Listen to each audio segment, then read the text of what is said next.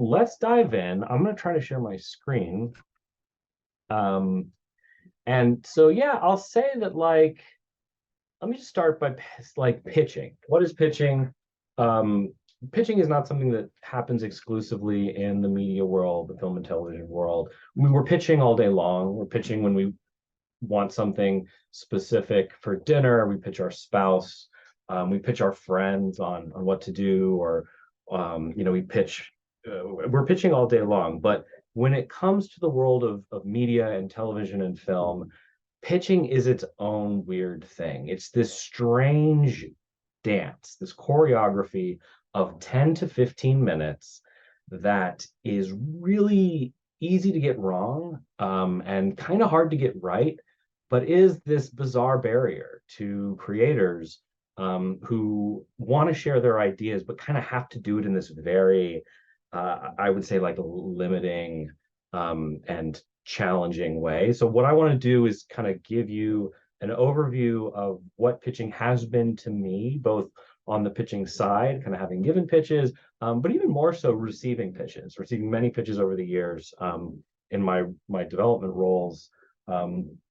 These are just things that I have observed and best practices that I have kind of gleaned and implemented, across these pitches. So who am I? Like, why should I have any information about this? Why should you listen to me? You don't have to. I'm Bryan. I'm the VP of Creative Content for Sony Pictures Television's Kids Group. I'm an animation writer, producer, currently, and for many years I produced a show on Netflix called Hilda, kind of like a fantasy adventure, cozy, almost like Miyazaki meets Adventure Time. Quick shameless plug, it's on its third season, which will come out later this year. You have maybe 3 or 4 months to watch the first 2 seasons and the movie. I think if you like things like Kiki's Delivery Service, and yeah, that kind of stuff, I think you'll really like it. So check it out. But I also kind of want to hear, who are you? If you don't mind, let's take a moment, just put, who you are and where you're coming from, in the chat, just so that we can have everybody introduce each other, and then we can kind of get a sense for where folks are coming from, when we get to the Q&A session. So I'll take a moment just to have everybody say hi in the chat.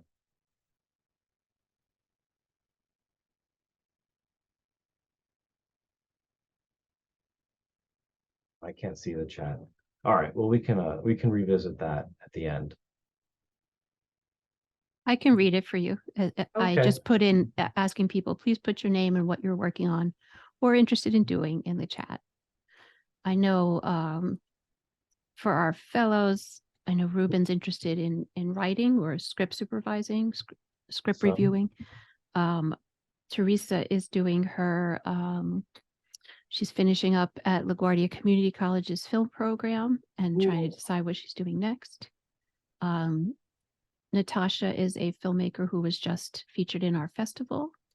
Nice. And is from Rochester and was eager to make her short no matter what, and is now looking to possibly make a feature. Is that correct, Natasha?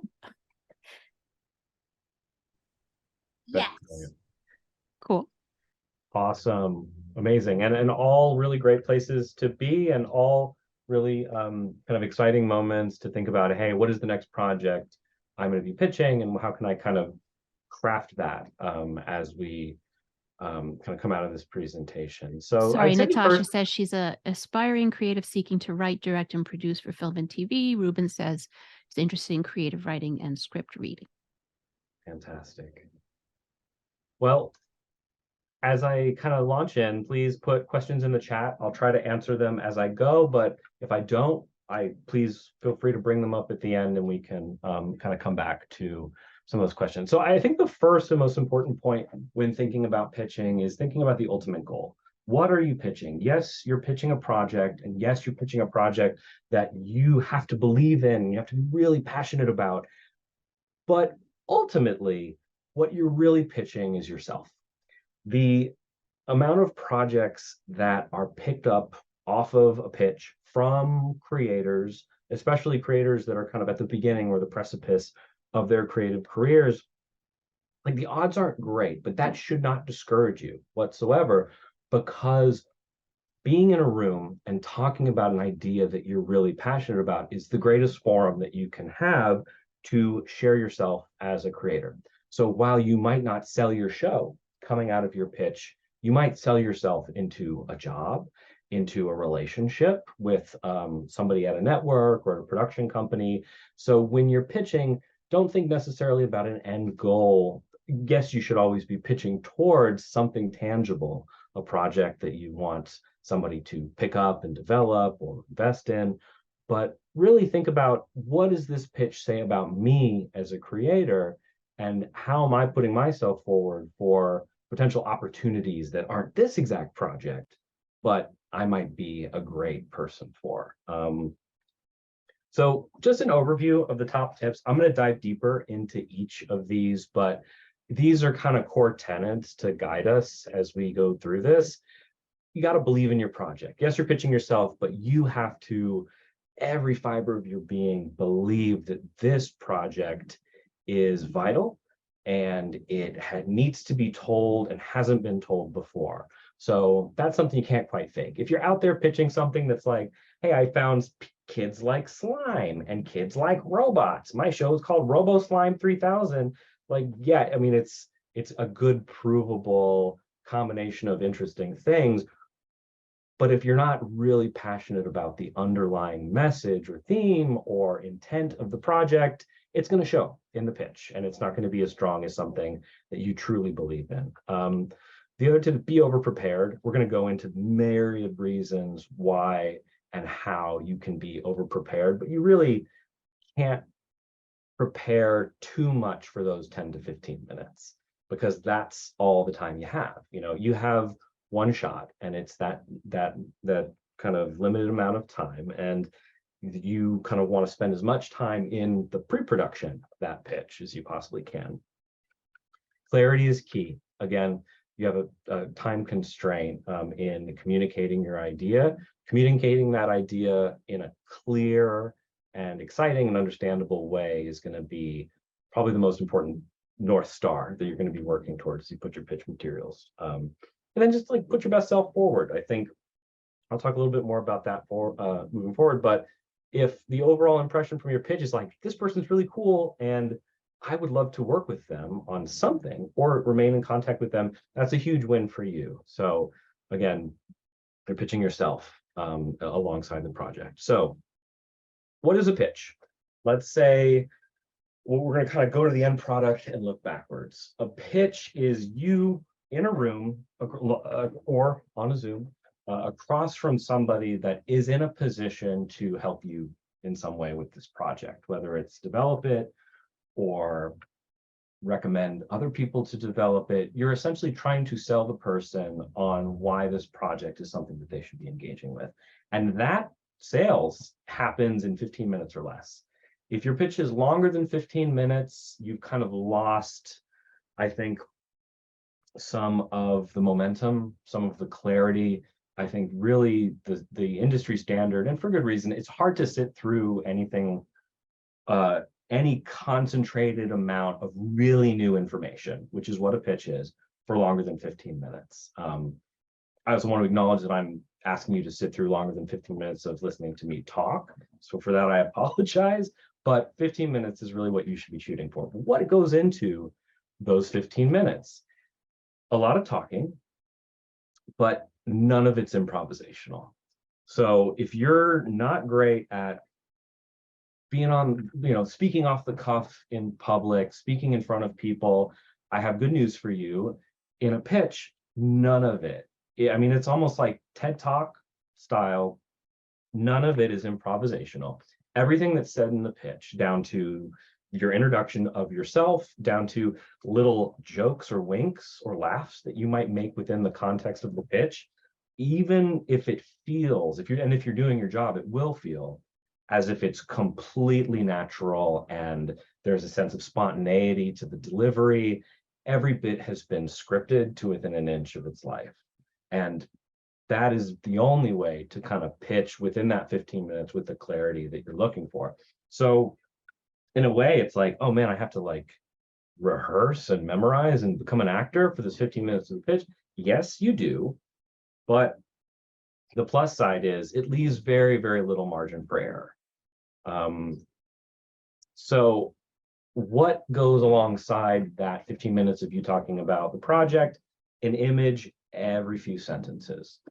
Even if you don't have artwork for your project, and we'll talk a little bit more about how you can have visual support for your project if you aren't commissioning artwork or you aren't an artist yourself, you really want to show a slide every couple of pieces of information.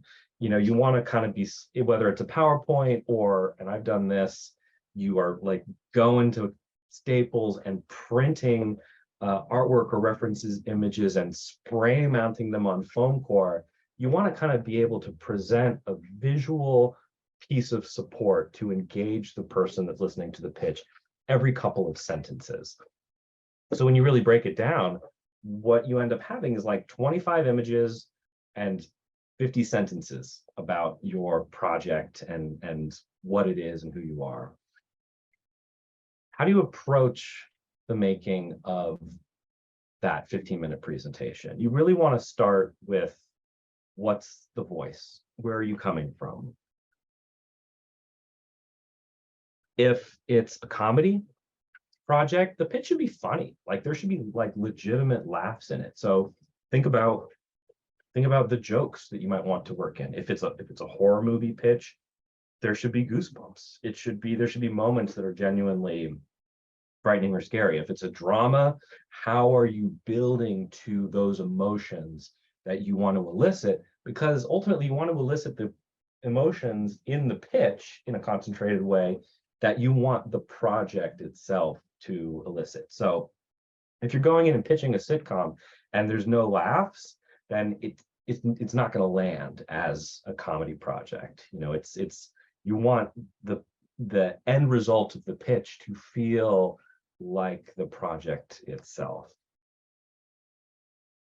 So the first and more, you're kind of thinking about the order in which you're going to present your idea. The first and most important piece of that is a logline. You might know what a logline is. If not, I'll give you a quick definition. A logline is one sentence, one or two sentences, usually one sentence that just is your project in a sentence. It's the elevator pitch.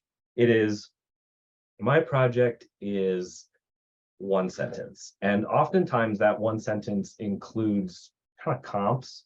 Like there's the old adage of like, it's this meets this. It's Ghostbusters meets My Little Pony. It's Transformers meets Goodfellas. And there's a lot of people who are like, oh, God, I hate that. That's super tacky. I don't like this meets this. Sure, it's tacky, but it's also super effective and is using the shorthand of projects that, or films or TV shows that people that you're pitching to are going to recognize, is a really great way to kind of ground your log line in, okay, so now I know it's sci-fi and a drama. Now I know it's comedy, it's a coming of age road comedy about dogs in the style of Easy Rider. It's building that kind of one line pitch of, if you were to tell your friend about your favorite film in one sentence, like what would that logline be? And looking up loglines for films that you've seen before can be a great way to kind of look at how they've distilled, 90 minutes of complicated story down to just a single line in a pitch. So honestly, you're going to work on your logline more than almost anything else in the pitch, because it's that log line, it's that kind of keyhole view into the project from which everything else is going to come. If you haven't figured your log line out, and your log line feels a little more like, well, it's kind of hard to describe, it's more like this thing, but it's also kind of like that, you have to pause on everything else and just keep crafting and whittling that log line until it's in a really, really clear place, until you can tell your friends and your family and just random people on the street, hey, what do you think about this idea? You say your log line, they're like, oh, that sounds cool. And they kind of get it. So from a log line, it's really great to lead with a bit about yourself, but less like, hey, this is me, this is who I am, and a little more, this is why I've come to this project. To be able to pitch from a place of experience and investment in the project, and to include a photo of yourself as a kid at the arcade that this project is based on. There was a film, and Nina, maybe you can even speak to where kind of this film came from, but there was a film in the Astoria Film Festival this year that was about a diner that was owned Yes. by the My dad's filmmakers. diner. The Yeah, and it was, filmmaker's grandfather started it, and then the father ran it, and then he went off and became a filmmaker. and it's Buccaneers, right? It's Buccaneers Diner. Actually, I was talking to his father at the festival, and so Buccaneer took it over, which is why it was misrepresented and why like in this article it said Buccaneer, but it actually was the Red Wagon Diner, which I remember from when I was a kid, and they also own a series of diners around the city now, so they've expanded. That's amazing. And it's an excellent example of that hook. I am pitching this because I am the son of a guy. My father owned a diner, and I have this story that you would not believe.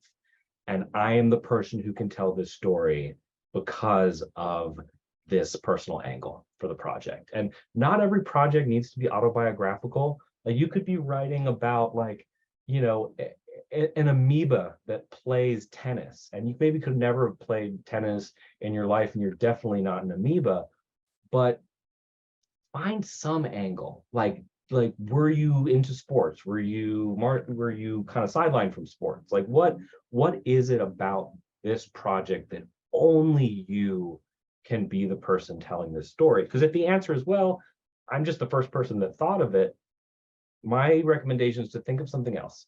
Because if it just seems like a good idea that you don't have any personal investment in, likely somebody's already working on it or has already made it.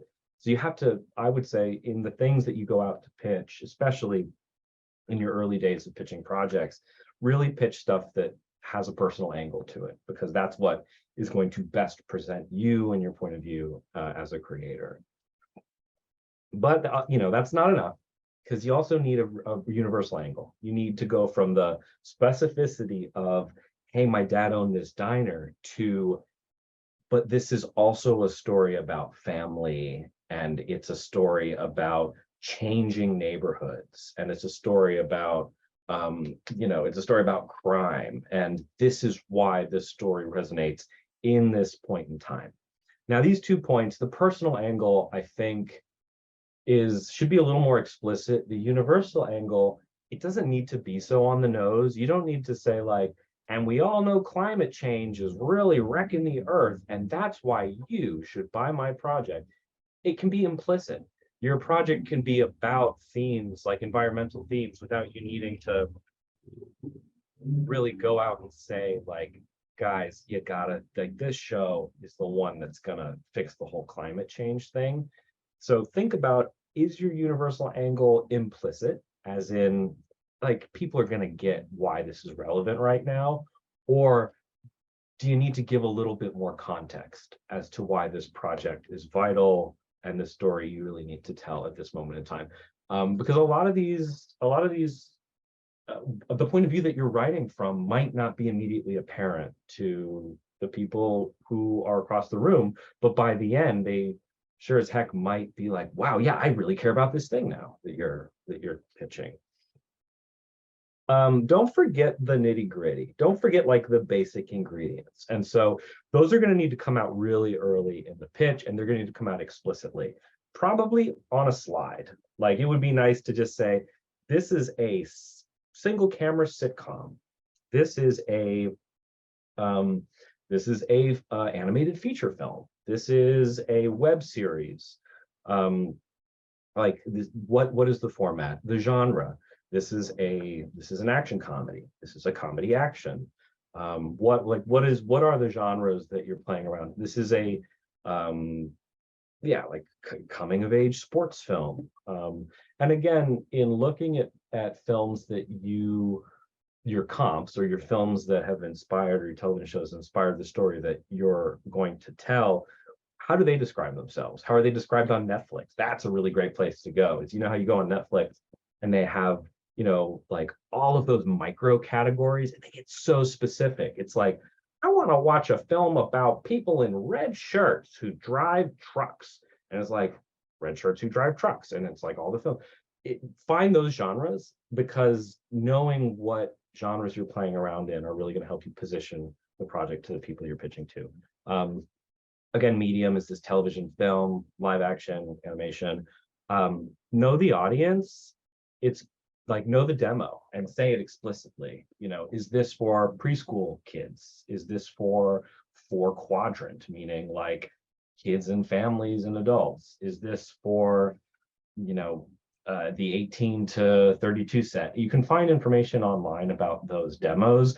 And while it may seem restrictive, you really should have an answer, or you should preempt that answer in the pitch for exactly kind of what demo you're pitching for. Because everything that gets made is made within one of those boxes, because they're proven boxes for advertising. That doesn't mean you can't push the envelope within, say, the teen or tween storytelling genre, but you do need to know who the demo of your audience is. And again, the comps, I think that's a really helpful thing. Even go so far as like, put the posters up for the things that you think are good comparisons for your movies. Put them in a slideshow. You know, like, hey, this is a Superbad poster plus the Chainsaw Man poster, and this is what my thing is. Because it's, again, the visuals help build that understanding of kind of what the core elements are. The only thing I'll say is don't use a comp for something that was like a failure financially. Like if something was like really creatively, oh, this thing is awesome, but it bombed at the box office, I would say, even though if it's precious to you, that's amazing, don't use it as a comp, because it will be something that it is not counted towards the idea, but counted as a risk or a liability, genre wise. When you get into talking about the story, I mean, let's say your pitch is 15 minutes max. You've probably burned about 3 minutes introducing yourself, talking about why you're pitching this thing, getting that front matter of like the format, the story out of the way.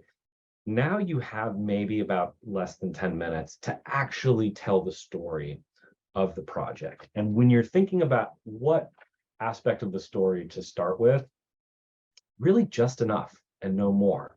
You don't, you know, if you're telling Battlestar Galactica, you don't need to tell the entire backstory. We don't need to understand the physics of how the magic system works in your fantasy universe. We don't even need to understand like how secondary characters work. You really just want to know, what's the spine, what's the arc, who's the main character, and what is broadly the shape of this story. And there's really like looking at synopsises of films on Wikipedia are a great way to be like, all right, how do they take, you know, Babylon, which is like a 3-hour movie, and describe it in 6 paragraphs? Because you're going to have less than those 6 paragraphs. You're going to have maybe like 5 to 6 beats worth of describing the key aspects of what the story are. And what you're going to want to cover, you know, questions that you're going to want to answer within that storytelling portion is, hey, what's the setting? Is it modern day? Is it modern day Chicago? Is it modern day Paris, Texas? Is it Paris, Texas of 200 years from now? The place and time is relevant because it's the milieu in which your story is set. Who is the main character?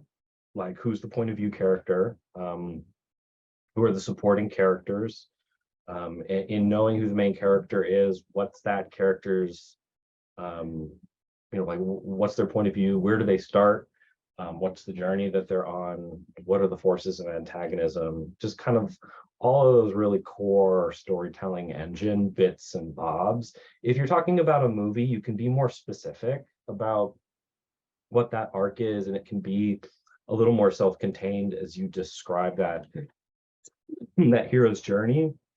If it's a TV show, you're talking maybe a bit more about, hey, here's where it starts. Here's, broadly speaking, here's the pilot, and then here is the engine that is moving stories forward. For example, if you're pitching How I Met Your Mother, it's you're pitching that hook of, okay, the main character is telling a story to his kids about How I Met Your Mother. So every story starts with, that's a great phrase. Every episode features this aspect. You know, look at Seinfeld. Every episode starts with comedian Jerry Seinfeld up on stage telling a joke that ends up like being relevant to the theme of the episode. So what are those kind of pieces of that storytelling engine that you really want to communicate in about your TV show? If it's a movie, just tell the story of the movie in the most moving and engaging way you possibly can in that short amount of time. And part of that process, both for TV and a movie, is like, really what's the emotional arc? What is the heart? What's the buy-in? What's the gooey nougat at the center of the candy bar? Because if there's not that, it's not gonna feel like there's a, you know, something to hold on to. I'll try to think of a good example, something that I just watched.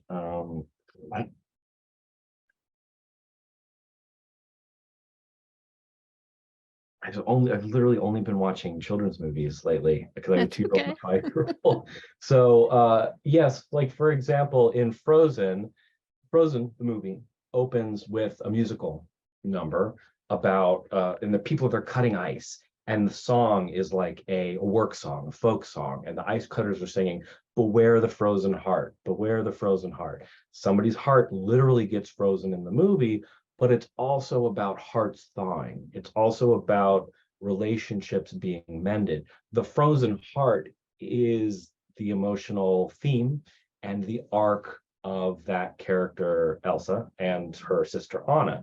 So that's something that would be in the pitch, and it would be like, oh yeah, okay, the frozen heart, that's so clever. I get it. I get what this family story is. Try to find something like that to kind of hold on to. It doesn't need to be so explicit or fairy tale-esque as, like, you know, the frozen heart, but having a sense for what the emotional arc and the theme, the why, emotional why of the thing, is something that'll really kind of ground your pitch. Once you have communicated what the story is, who the characters are, what the setting is, in a clear and engaging way, in a way that's funny if it's a comedy, in a way that's scary if it's a horror movie, you just want to go basically, hey, who's involved? Here's a slide with your like headshots and a quick like, hey, this is who I am. This is like, you know, where I'm coming from. Whether you have credits, if you don't have credits, that's totally fine too. Like anything that is, I'm like a New York City, I'm an emerging New York City based filmmaker, and this is my first project that I'm pitching. That's awesome. That's a great bio. But I'm going to want to include everybody that's participated in the making of the pitch. So that's kind of what happens in those 15 minutes. But how do you get there? Like, how do you approach the crafting of that pitch? I mentioned before, you're gonna start by working on a pitch script, and you're gonna write down in that shape all of the things that you feel like you need to say in the pitch. And you're going to get it down, you're going to time yourself and be like, oh wow, this is a half hour, let me try to condense this. Okay, I'm at 20 minutes, let me now start to rehearse this pitch to people I know. Let me pitch it to my wife, let me pitch it to my friends, let me pitch it to my dog. And every time that you do, solicit feedback. Hey, what wasn't clear? What was clear? What do you feel like landed? Were the jokes funny? And take that feedback and continue to revise that pitch script until you get it to a really tight 10 or 15 minutes where the people that you're presenting it to get, oh, that's so clear. I get it. That's awesome. And as you're doing that, you're kind of creating your visual references, you're kind of building the slides out, you're creating that visual scaffolding to these ideas. So you're assembling that pitch deck or presentation. And so once you have that really like tight, rehearsed 10 to 15 minutes. Once you're like ready to go into the room, you have to have a room to go into. So how do you get these meetings? To set up pitch meeting. All right, so this is an overview. I'll get to that. So yeah, again, the pitch deck, it's mostly pictures. You don't try not to create a pitch deck that just has everything that you're saying in words, because the attention of the person you're pitching to is going to be divided. They're going to be reading ahead. Everybody does it. You're probably doing it too. You don't want to have like, you try to have as minimal amount of words on the slides as possible. And then you're going to, and I'll get to this, you're going to create another version of this that has the words that you're going to leave behind. So what is that stuff that you want to give afterwards or you want to leave behind? One page of the idea, which looks something like this. You know, it's like, let me get the entire idea onto one page. The log line, a little line about the characters, a little line about like, hey, what's the hook of the thing, and your contact information. And that's it. That's it. If somebody only has time to read a single page, here's the single page that you're going to give them. I think it's a really helpful tool. It'll also help you really get super clear and condense the idea. You know, it's kind of like the logline 2.0. It's like trying to get everything down into the cleanest and clearest iteration of communicating the idea. If you have it, a Bible is really cool. The Bible is like the longer version of the one page. You know, maybe it's 5 pages, maybe it's 10 pages. It's really more of a TV tool where, you know, you want to get across all of that really fun thinking you've been doing about, hey, here's the supporting cast. Here's 5 to 10 episode ideas. Here's the story engine. Here's the story format. Every episode starts here. And then we get these couple of kind of formal features. Script, which I'll talk about, is you're not always going to have a script, but it is this single strongest thing that you can have. Proof of concept, again, that's not something you need, but if you're already a filmmaker and you're making a short or you have something that you want to expand, having that as your calling card is a really cool thing.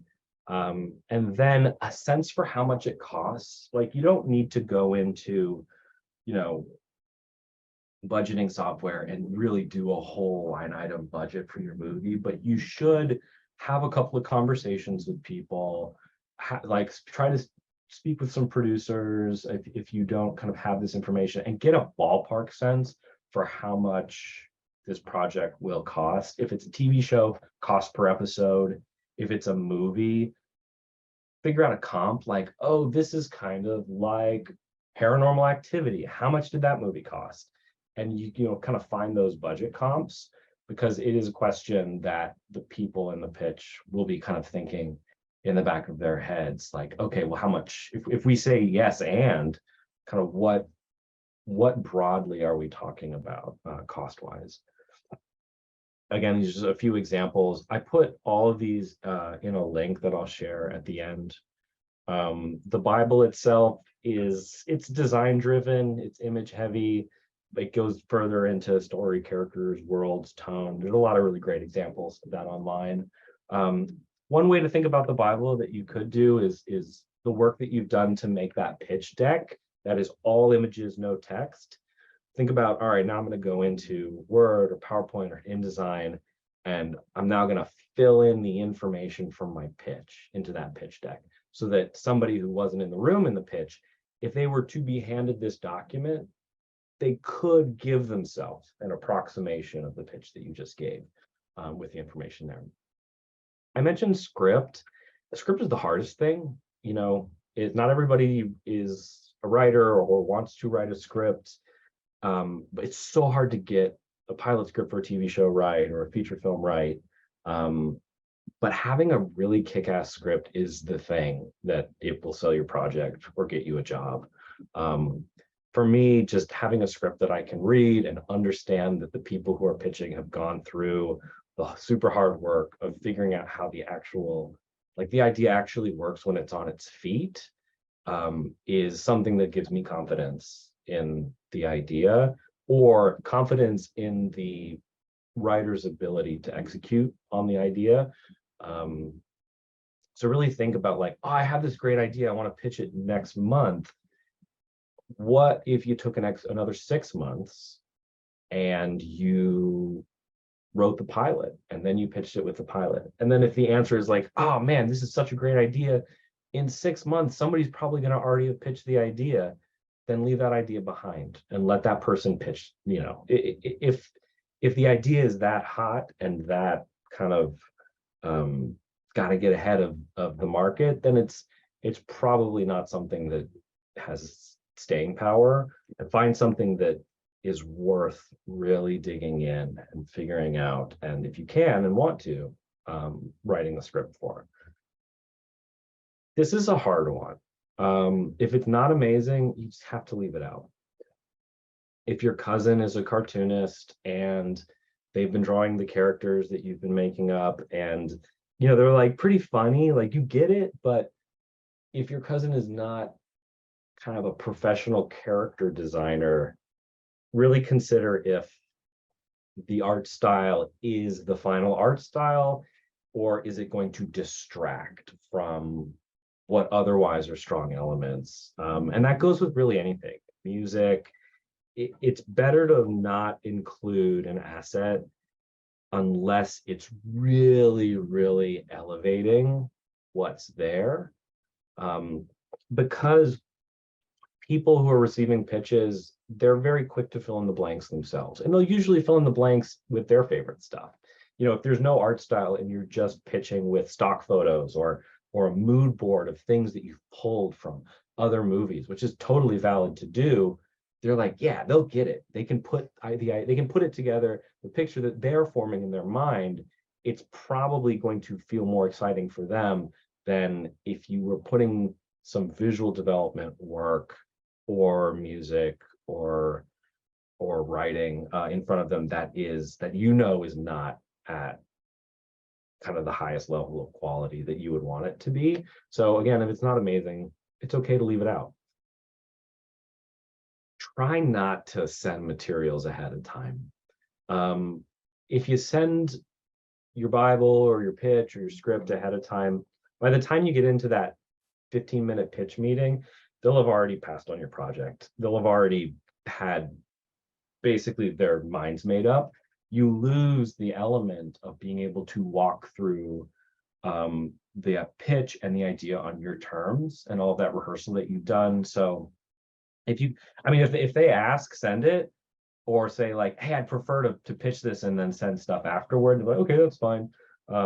If they ask for a log line, yeah, usually it will, like, hey, here's the log line for the project, but don't, unless you really have to, send your materials ahead of time.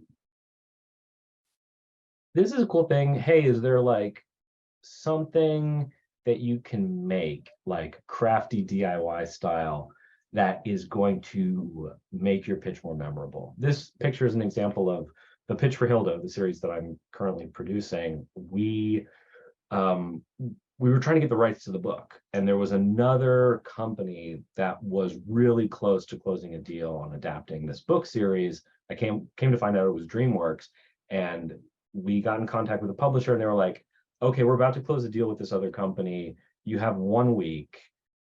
Like, tell us why your much smaller company should be the one to make the show. And so we had to make a pitch.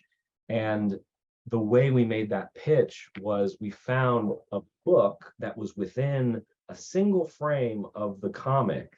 And we built that book. You know, we built the cover, we designed the cover, we found false books and then hid the actual pitch inside of this book that was already this like really outsider detail from within the context of the thing, because it showed that like, hey, we're a little over the top, but we also had a really intense attention to detail because we really responded to this thing, and we were showing that, hey, we are the people that should adapt this because we went this extra mile. And so is there something that you can make, whether it's like, hey, it's a mixtape from the point of view of the main character, here's a cassette with a QR code to the Spotify playlist, or here's like I made you this thing. Is there something that you can craft?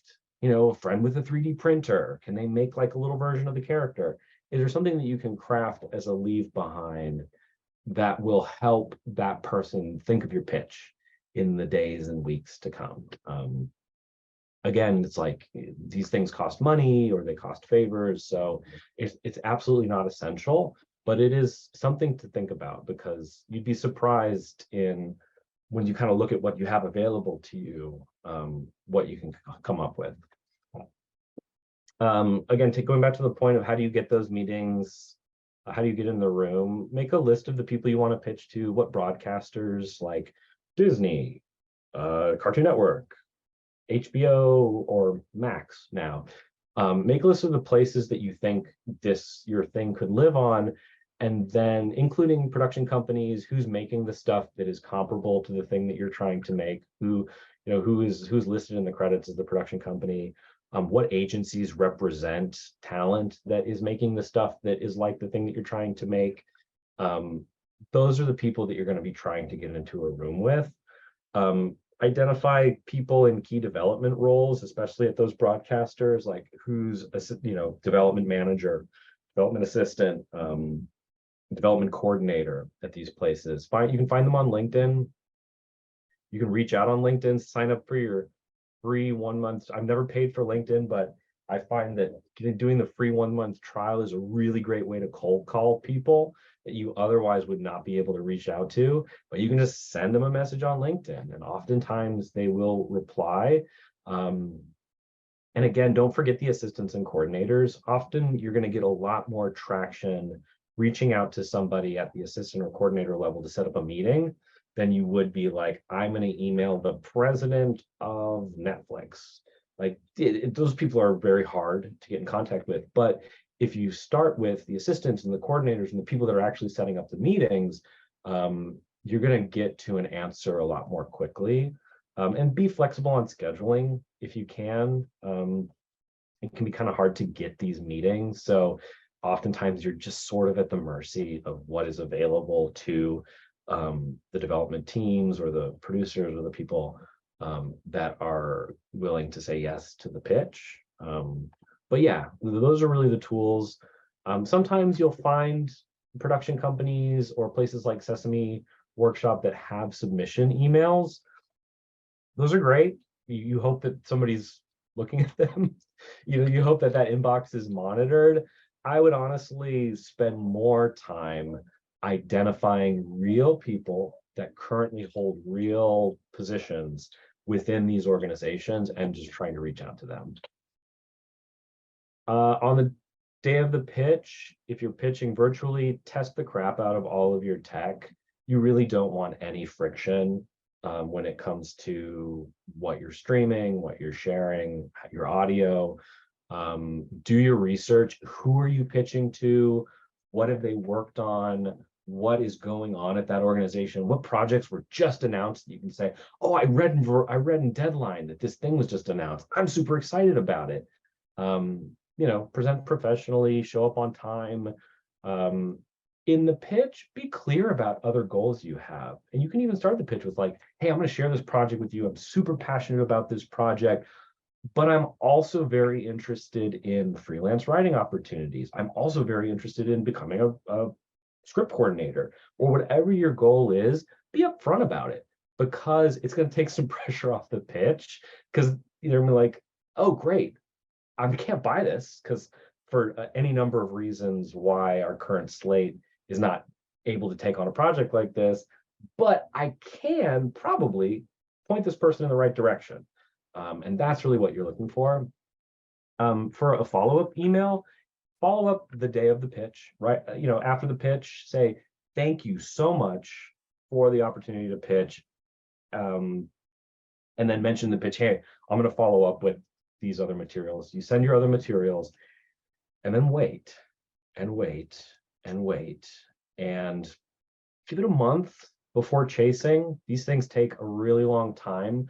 Oftentimes it just takes a long time for a team to get together and form a point of view. After a month, reach out. If they say, hey, sorry, we haven't gotten to it yet, give it another couple of weeks, give it a month. I would say chasing more than twice there's really diminishing returns. If they had a clear interest in taking your project on, they would have reached out or they would have tried to set something up. Like things move rather quickly once there's genuine interest, but that doesn't mean that you should never contact them again or you should never hear from them again. Every pitch is the beginning of a relationship, and you can keep that relationship alive by saying, hey, in the pitch, is it cool if I stay in contact with you? And if I have cool things, if I make something, can I share it with you? Unless they're assholes, they'll say yes. And so you can share career developments. You can share like, hey, I just wanted to let you know I started a job at this other place. Or, hey, I just wanted to let you know I'm looking for work right now. So you can chase a couple of times on the specific project you pitched, but then you can maintain a relationship over email or LinkedIn or wherever you initially reached out to the people you connected with in the pitch. And that's how you kind of build a network of people to bring pitches to in the future. I put together this reference here. Let me see if I can put this in the chat of Bibles and in here, it's just like a bunch of examples of Bibles and pitch decks. And there's also a doc, kind of a primer that I put together of just creative questions to interrogate an idea when developing a TV show.